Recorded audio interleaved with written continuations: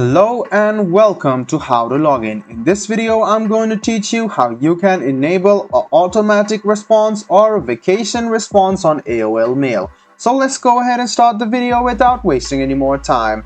Open AOL Mail on your PC or your browser and open AOL Mail and log into your account. After that, you can see the settings option over here on the right hand side, this gears option. Go ahead and click on it and go to more settings. After you go to more settings, you can see the vacation response. Tap on it.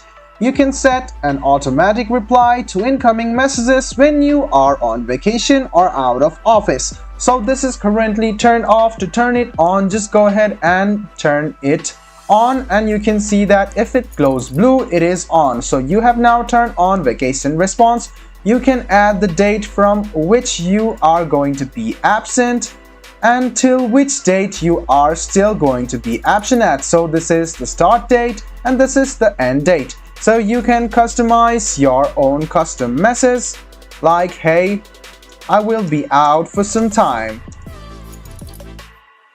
till the 8th. So you can write something like this. And you can see, click on send a different response to specific domains. If you want to send a specific response to any other domains, you can just go ahead and write down the first domain name, the second domain name, and write down the message over here as well.